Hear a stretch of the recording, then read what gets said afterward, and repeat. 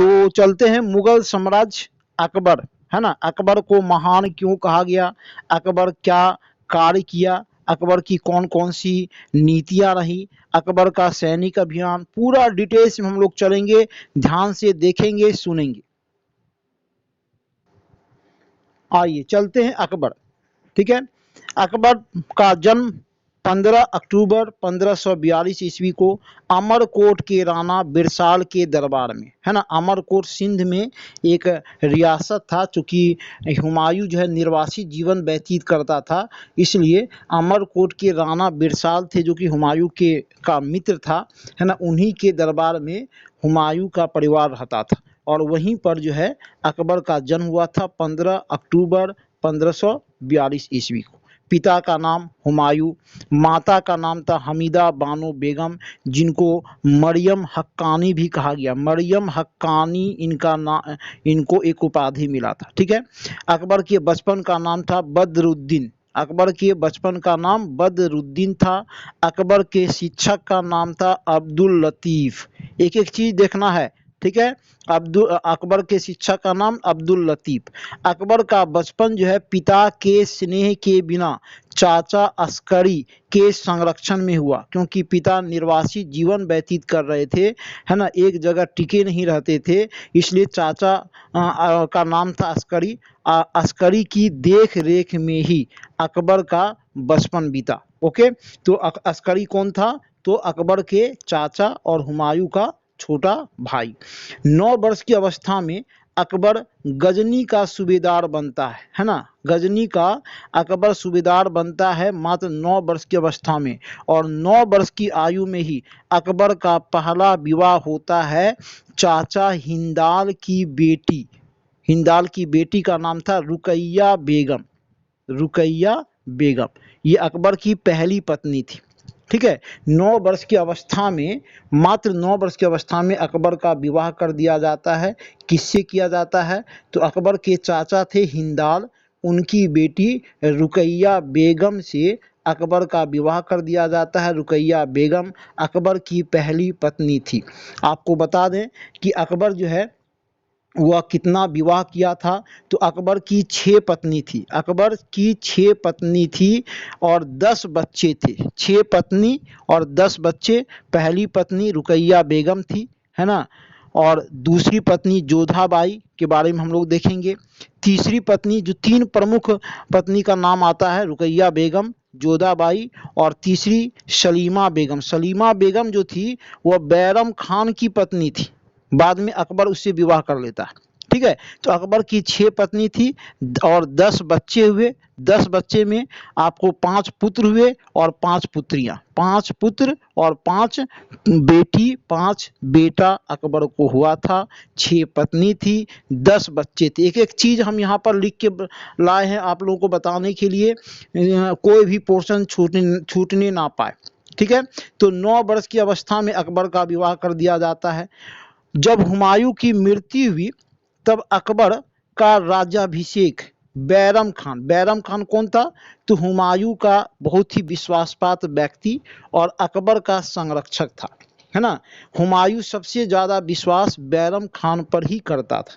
तो जैसे बैरम खान को हुमायूं के मृत्यु की खबर मिली तो बैरम खान क्या किया, अकबर का राज्याभिषेक करवाता है। 14 फरवरी 1556 ईस्वी को राज्याभिषेक करवाता है पंजाब के गुरदासपुर के काला नूर नामक स्थान पर मिर्जा अब्दुल कासिम के हाथों, है ना। मिर्जा अब्दुल कासिम मौलवी थे, है ना, उन्हीं के द्वारा जो है राज्याभिषेक करवाया जाता है। और कहा जाता है कि बैरम खान ईंट का जो है वह एक सिंहासन बनवाया अकबर के लिए, और उसी सिंहासन पर बैठ करके अकबर अपना राज्याभिषेक करवाता है 14 फरवरी 1556 ईस्वी को पंजाब के गुरदासपुर के कालानूर नामक स्थान पर। राज्याभिषेक कौन करता है, तो मौलवी थे मिर्जा अब्दुल कासिम। ओके, इस अवसर पर, राज्याभिषेक के अवसर पर अकबर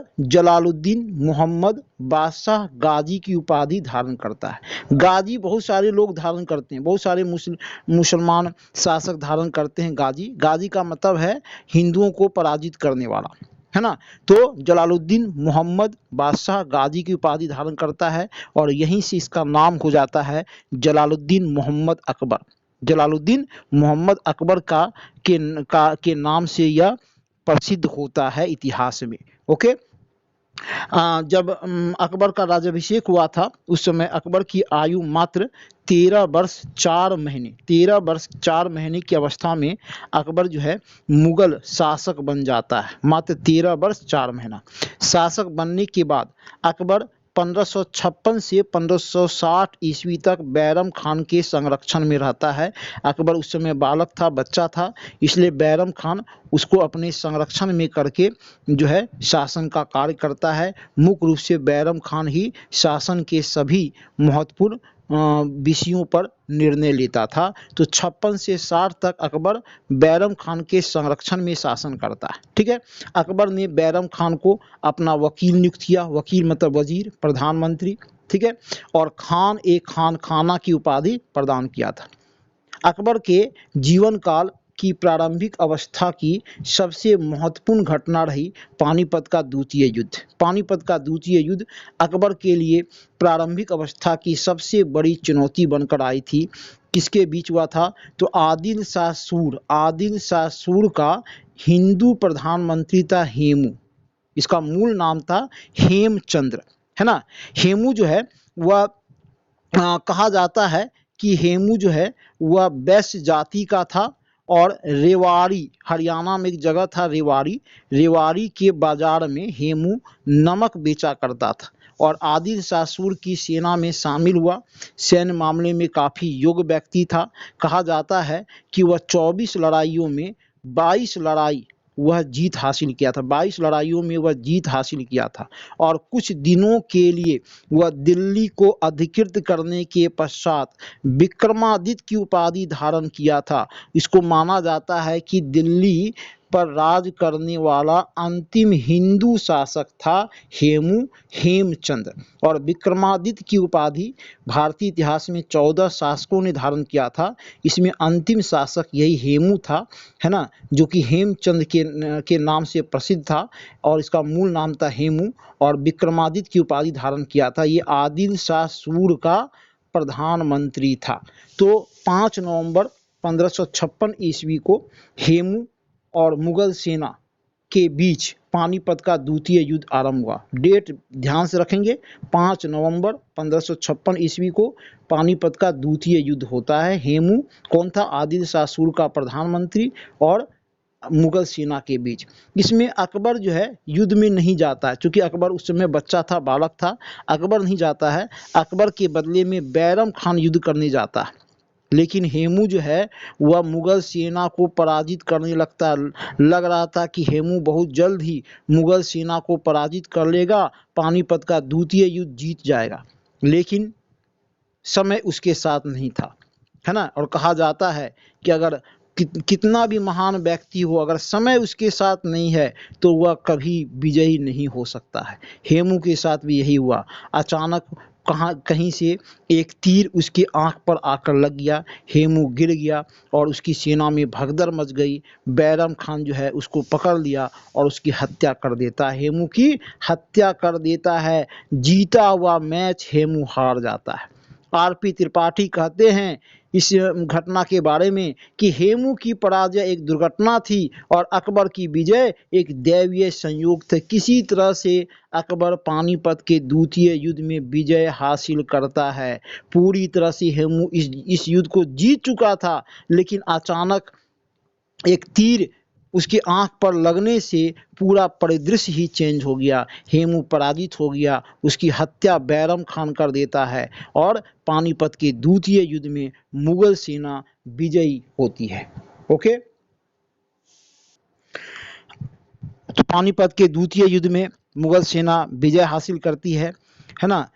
अकबर 1556 से 1560 ईस्वी तक बैरम खान की देखरेख में ही शासन किया। बैरम खान का मुगल दरबार में बहुत ज़्यादा प्रभाव बढ़ गया था। तो बैरम खान के बढ़ते प्रभाव को देखकर अकबर के कुछ नज़दीकी लोग थे, जिसमें अकबर की धाई माँ थी। धाई माँ का मतलब अकबर का पालन पोषण करने वाली माता, है ना, जो पालन पोषण करने वाली जो दाई थी उसको धाई माँ कहता था अकबर, उसका नाम था माहम अनगा, है ना। दूसरी धाई माँ जीजी अनगा, शमसुद्दीन और माहम अनगा का पुत्र आदम खान, ये 4 लोग बैरम खान के बढ़ते प्रभाव को देखकर जलते थे कि अकबर बैरम खान से क्यों सलाह लेता है, हमसे क्यों नहीं सलाह लेता, ठीक है। तो बैरम खान के प्रभाव को ये चारों लोग कम करने के लिए,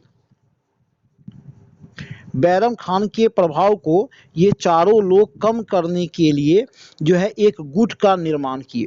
इस गुट को अतका खेल के नाम से जाना गया, अतका खेल के नाम से इस गुट को जाना गया। अतका खेल में 4 लोग थे, माहम अनगा, जीजी अनगा, शमसुद्दीन और आदम खान, ठीक है। अतका खेल या इसको हरम दल भी कहा गया। हरम दल का मतलब कि हरम मतलब होता है जहाँ हरम मुगल शासन में या मुस्लिम एज में मतलब महिलाओं का जो वर्ग होता था उसको हरम कहा जाता था, ठीक है, जहाँ महिलाएं रहती थी। तो हरम दल के प्रभाव में हरम दल एक बन गया, एक गुट बन गया, उसको अतका खेल भी कहा गया। और अकबर इस गुट के प्रभाव में आ गया 1560 ईस्वी में। अकबर इस गुट के प्रभाव में आ गया और बैरम खान को वकील के पद से हटा दिया, वकील के पद से हटा दिया। बाद में बैरम खान मुगल दरबार को छोड़ करके मक्का जाने लगा और मक्का जाने के क्रम में एक अफगान युवक के द्वारा बैरम खान की हत्या कर दी गई। मक्का जाने के क्रम में एक अफगान युवक था, उसके द्वारा बैरम खान की हत्या कर दी गई और इस तरह बैरम खान का प्रभाव मुगल दरबार से समाप्त हो गया। और अकबर 1560 ईस्वी से 1562 ईस्वी तक अतका खेल यानी कि हरम दल के प्रभाव में रहा। इस काल को इतिहासकारों ने पेटीकोट शासन का नाम दिया, पेटीकोट गवर्नमेंट का नाम दिया, यानी कि महिलाओं का शासन था। महिलाओं के प्रभाव में अकबर रहा। 1560 से 62 ईस्वी तक अकबर महिलाओं के प्रभाव में रहा, हरम दल के प्रभाव में रहा, पेटीकोट शासन इसको कहा गया। ओके, 1562 ईस्वी से अकबर स्वतंत्र रूप से कार्य करना शुरू किया। एक स्वतंत्र शासक के रूप में अकबर 1562 ईस्वी से कार्य करना शुरू किया। अब हम लोग देखते हैं कि अकबर अपने शासनकाल के दौरान क्या क्या सुधार किया, है ना। तो पहला सुधार, दास प्रथा का अंत कर दिया 1562 ईस्वी में, दास प्रथा का अंत। दूसरा, तीर्थ यात्रा कर जो लगता था उसको समाप्त कर दिया 1563 में। जजिया कर को समाप्त करने वाला पहला मुस्लिम शासक अकबर था, है ना। पूरे दिल्ली सल्तनत में जजिया कर लागू रहा। अकबर पहला मुस्लिम शासक था जो 1564 ईस्वी में जजिया कर को समाप्त किया था। चौथा, फतेहपुर सीकरी की स्थापना किया, है ना। फतेहपुर सीकरी नगर की स्थापना किया और यहाँ पर 1571 ईस्वी में राजधानी बनाया, है ना। फतेहपुर सीकरी के पहले मुगलों की राजधानी आगरा हुआ करती थी। आगरा से 1571 ईस्वी में अपनी नई राजधानी अकबर बनाया 1571 में फतेहपुर सीकरी में। और 1575 में फतेहपुर सीकरी में इबादत खाना की स्थापना किया, है ना। सभी इबादत खाना की स्थापना किया, पूजा अर्चना करने के लिए इबादत खाना की स्थापना किया 1571 में। ओके, 1578 ईस्वी में इबादत खाना सभी धर्मों के लिए खोल दिया। 1578 ईस्वी में इबादत खाना सभी धर्म के लिए, कि सभी धर्म के लोग वहां आएँ और अपने धर्म से संबंधित उपदेश दें, 1578 ईस्वी में। ओके, सातवां, मजहर की घोषणा। मजहर क्या था उसके बारे में हम लोग आगे देखेंगे। 1579 में मजहर की घोषणा करता है अकबर, 1579 में। ओके, उसके बाद 1582 ईस्वी में अकबर दीन ए इलाही, एक नए धर्म की घोषणा करता है। 1582 में दीन ए इलाही क्या था इसके बारे में भी हम लोग देखेंगे। इलाही संवत, फसलों, अपने राज्य में फसलों के पैदावार के लिए इलाही संवत 1583 ईस्वी में अकबर करता है, इलाही संवत 1583। 10वां, लाहौर को राजधानी बनाता है। 1585 में अकबर जो है उत्तर पश्चिम क्षेत्र में राज्य के विस्तार के लिए फतेहपुर सीकरी के जगह पर लाहौर को अपनी राजधानी बनाता है 1585 ईस्वी में। और 1599 ईस्वी में वापस आगरा को अपनी राजधानी बनाता है, वापस आगरा में अपनी राजधानी को बनाता है 1599 में। 1585 में 1585 में लाहौर को राजधानी बनाता, फतेहपुर सीकरी के जगह पर, ये ध्यान में रखना है। इतना सुधार किया अकबर अपने शासनकाल के दौरान। अकबर भारतीय इतिहास का दूसरा राजा था जो अपने दरबार में नवरत्नों को रखा था। आपको बता दें कि चंद्रगुप्त विक्रमादित्य पहले शासक हुए जिनके दरबार में नवरत्न रहा करते थे, और उसी नवरत्न के कंसेप्ट को अकबर अपनाया और अपने दरबार में नवरत्नों को रखा था। तो अकबर के दरबार के नवरत्न कौन कौन थे देख लीजिए, सभी के बारे में संक्षिप्त जानकारी भी रखेंगे। बीरबल, बीरबल का मूल नाम था महेश दास। क्या नाम था? महेश दास। यह अपनी वाक पटुता और बुद्धिमत्ता के लिए उस समय प्रसिद्ध था। ओके। तानसेन, तानसेन का मूल नाम था रामतनु पांडे, रामतनु पांडे, और ये अकबर के दरबार में आने के पहले रीवा के शासक रामचंद्र के दरबार में रहते थे, और उस समय देश के एक जाने माने संगीतज्ञ थे तानसेन। ओके।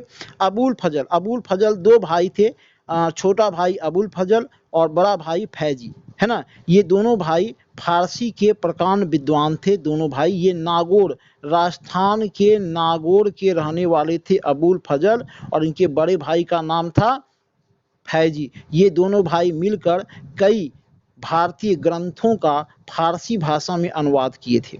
इनके बाद टोडरमल, टोडरमल शेरशाह के दरबार में पहले रहते थे, शेरशाह सूरी के दरबार में रहते थे, और वित्तीय मामले के बड़े जानकार थे टोडरमल। इनका प्रसिद्ध नाम था राजा टोडरमल। मुल्ला दो प्याजा, मुल्ला दो प्याजा अकबर का रसोइया था, और ये खाना बनाने में बहुत ही निपुण था, प्याज का शौकीन था, इसलिए इसका नाम था मुल्ला दो प्याजा। मानसिंह, मानसिंह जो है रानी जोधाबाई के भतीजे थे और अकबर के सेनापतियों में से एक थे। ओके। अब्दुल रहीम खानकाना, अब्दुल रहीम खानकाना बैरम खान के पुत्र थे और फारसी भाषा के प्रकांड विद्वान अब्दुल रहीम खानकाना। और 10वें थे हमीम हुमाम। क्या नाम है? हमीम हुमाम। ये अकबर के राजकीय पाठशाला के प्रधान होते थे, प्रिंसिपल होते थे हमीम हुमाम। तो सॉरी 9वें थे, ये 9 रत्न थे, बीरबल, तानसेन, अबुल फजल, फैजी, टोडरमल, मुल्ला दो प्याजा, मानसिंह, अब्दुल रहीम खानकाना, और 9वें थे हमीम हुमाम जो राजकीय पाठशाला के प्रधान थे। ये अकबर के 9 रत्न थे, इसको ध्यान में रखना है, याद रखना है। अकबर का सैनिक अभियान, बेहद ही महत्वपूर्ण अकबर का सैनिक अभियान, है ना। एक एक अभियान के बारे में जानेंगे, समझेंगे। अकबर का सैनिक अभियान, तो मालवा अभियान 1561 ईस्वी में अकबर मालवा का अभियान कराता है। और मालवा का शासक उस समय बाज बहादुर था, और उसकी पत्नी का नाम था रूपमती, जो कि उस समय देश के एक सुंदर महिलाओं में इनका नाम गिना जाता था। बाज बहादुर जो था वह संगीतज्ञ था और मालवा का शासक भी था।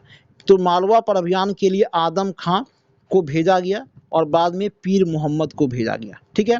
आमेर पर विजय, आमेर, आमेर अकबर जो है एक बार मुइनुद्दीन चिश्ती के दरबार में जा रहा था, अजमेर जा रहा था, और रास्ते में ही वह मतलब आमेर जो है उसकी अधीनता को स्वीकार करता। आमेर के राजा थे भारमल, कछवाहा नरेश भारमल, और न केवल अधीनता स्वीकार करता है बल्कि भारमल अपनी पुत्री जोधाबाई का विवाह अकबर से करने के लिए स्वीकृत हो जाता है।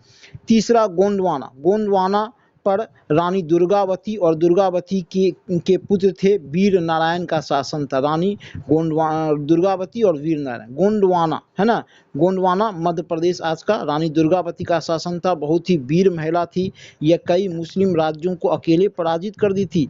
गढ़कटंगा, है ना, गढ़कटंगा विजय के नाम से भी जाना जाता है इस अभियान को। और यहाँ पर अकबर 1564 ईस्वी में आसफ खान को भेजता है अभियान करने के लिए। अकबर का सेनापति था आसफ खान। गुजरात पर विजय, गुजरात 1571 में, यहाँ पर मुजफ्फर खान का शासन था, और अकबर यहाँ खुद जो है अभियान के लिए गया। अकबर खुद अभियान के लिए गया, और गुजरात विजय के उपलक्ष्य में अकबर फतेहपुर सीकरी में बुलंद दरवाज़ा का निर्माण करता है। गुजरात विजय के दौरान ही अकबर पहली बार समुद्र का दर्शन करता है और पहली बार पुर्तगाली कंपनी से भेंट करता है। ओके। बिहार बंगाल विजय 1574 से 76 में, यहाँ पर बिहार बंगाल का शासक था दाऊद खां, है ना। तो अकबर मुनीम खां को अभियान के लिए भेजता। अकबर का सेनापति था बिहार बंगाल विजय में मुनीम खां। ओके।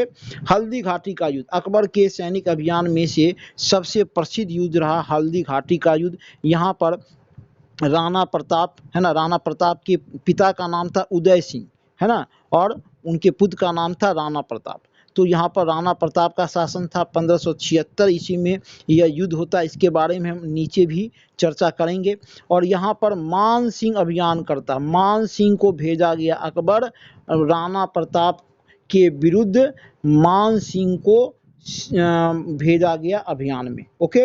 उसके बाद काबुल विजय, काबुल विजय 1581 ईस्वी में करता है। काबुल पर अकबर का सौतेला भाई था हकीम मिर्जा, हकीम मिर्जा का शासन था। वह अकबर के विरुद्ध विद्रोह कर दिया था। इस विद्रोह को दबाने के लिए मान सिंह और बाद में अकबर जाता है 1581 में। उसके बाद कश्मीर पर विजय 1585-86 में, यहाँ पर यूसुफ खान का शासन था, यूसुफ खान का शासन था। और यहाँ पर मान सिंह और कासिम खान अभियान करता है। ओके। सिंध विजय 1591 में अकबर करता है। यहाँ पर जानी बेग का शासन था सिंध पर, और यहाँ पर अब्दुल रहीम खान खाना के नेतृत्व में अभियान अकबर करता है। कांधार विजय 1595, कांधार के बारे में हम नीचे चर्चा करेंगे। अभी बता देते हैं कि कांधार विजय 1595 में अकबर करता है। यहाँ पर मुजफ्फर हुसैन मिर्जा का शासन था, और अकबर इस अभियान के लिए शाह बेग को भेजता है, शाह बेग। ओके। अहमदनगर, अहमदनगर पर चांद बीबी एक महिला थी, उनका शासन था। ठीक है। 1597 ईस्वी में अहमदनगर पर जो है अकबर अभियान करता है। और अकबर के जीवन का अंतिम सैनिक अभियान 1601 ईस्वी में होता है। यहाँ पर मीरन बहादुर का शासन था, मीरन बहादुर का शासन था। अकबर 1601 ईस्वी में असीरगढ़ पर विजय हासिल करता है। ठीक है। तो इतना सैनिक अभियान ध्यान में रखना है। उस समय अभियान के समय वहाँ का शासक कौन था, और अकबर जो है किसके नेतृत्व में सैनिक अभियान करता है, उसको भी याद रखना है। अब कुछ सैनिक अभियान के बारे में संक्षिप्त परिचय देख लेते हैं। गुजरात विजय की स्मृति में अकबर फतेहपुर सीकरी में बुलंद दरवाज़ा का निर्माण करवाता है। फतेहपुर सीकरी में बुलंद दरवाज़ा का निर्माण करवाता है अकबर गुजरात विजय के उपलक्ष्य में। ठीक है। और गुजरात अभियान के दौरान ही अकबर पहली बार समुद्र का दर्शन किया था और पहली बार पुर्तगालियों से मिला था।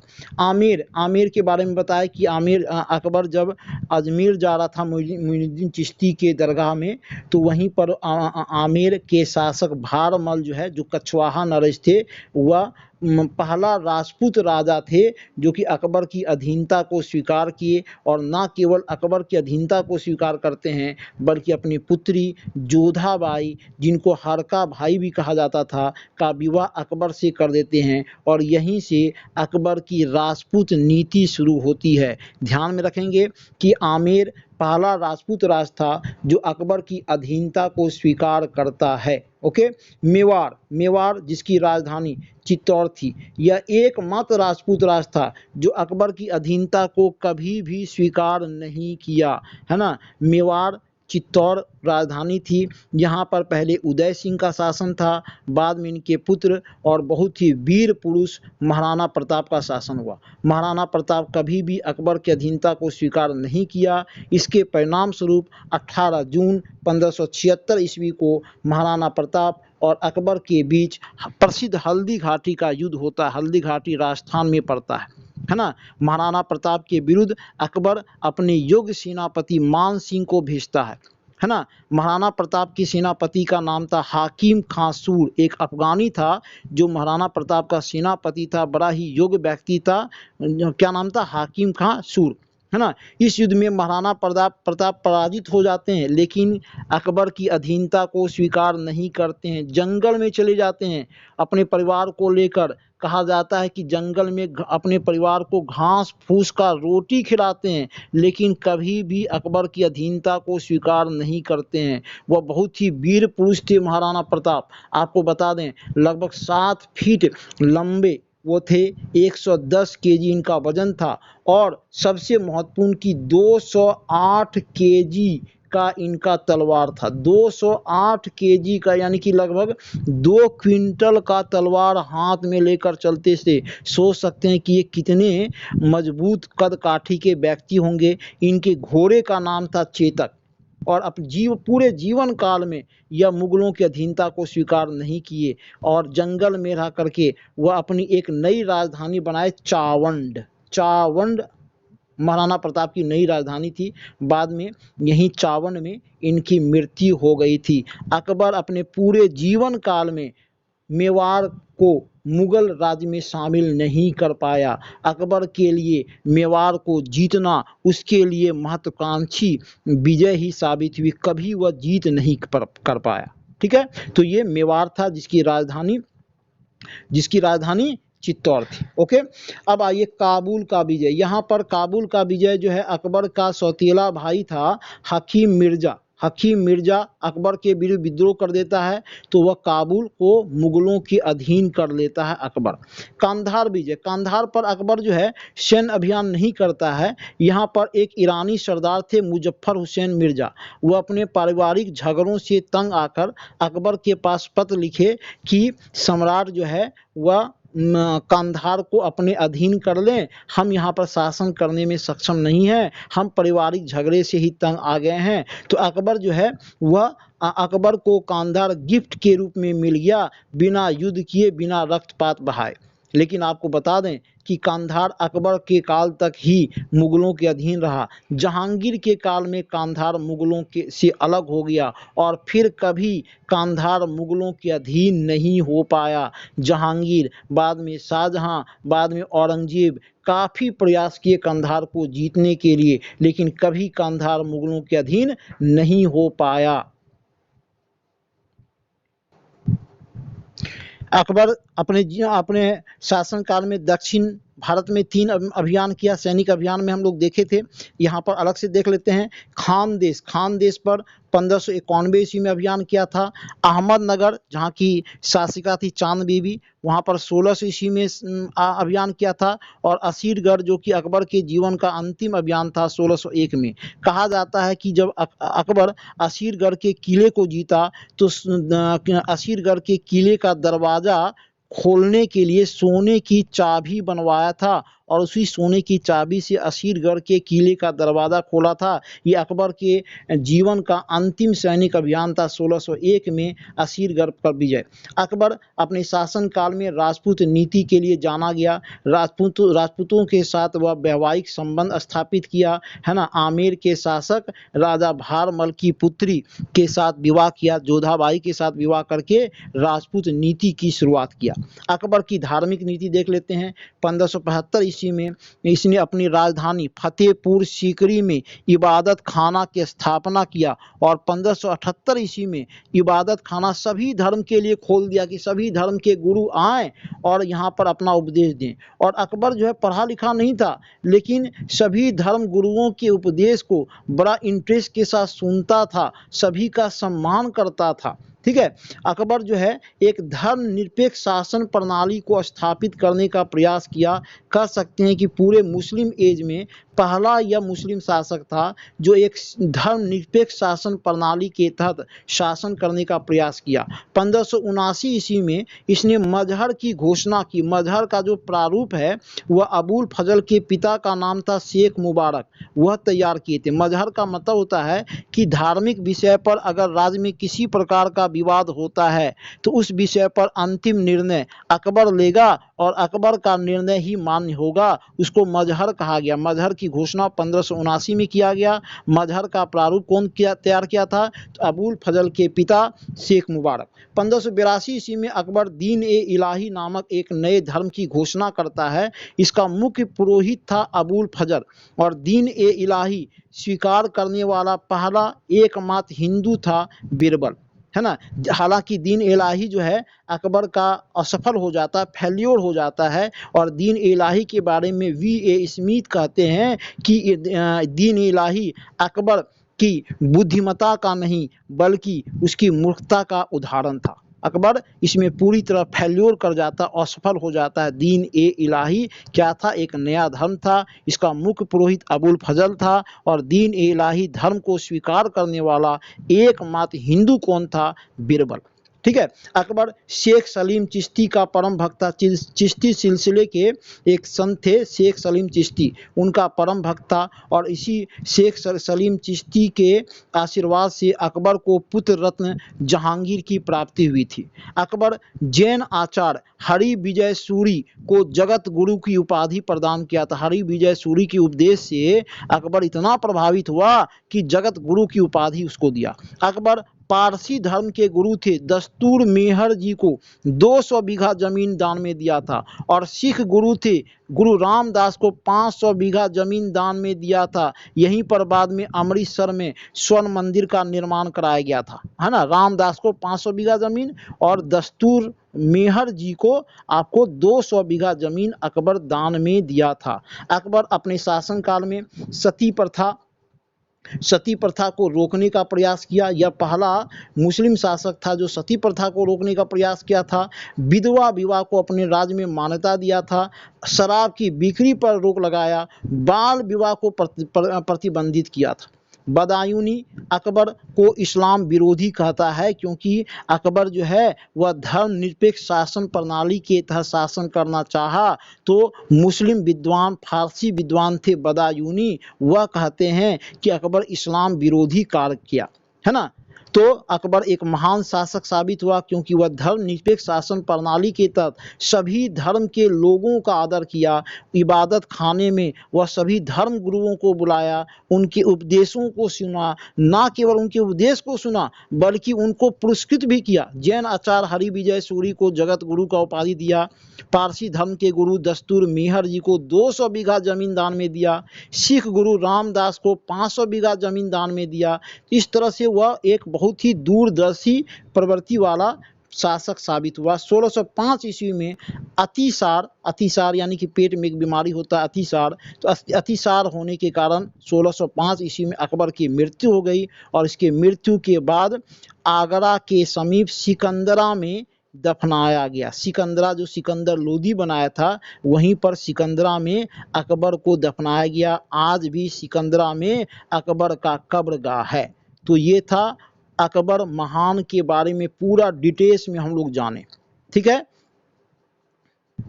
तो अगर आप लोगों को वीडियो अच्छा लगा होगा, कुछ नयापन लगा होगा तो ज़रूर वीडियो को सब्सक्राइब कीजिए, लाइक कीजिए। ज़्यादा लाइक करेंगे तो और भी हमको मोटिवेशन मिलेगा इस तरह का अच्छा वीडियो बनाने में। ओके।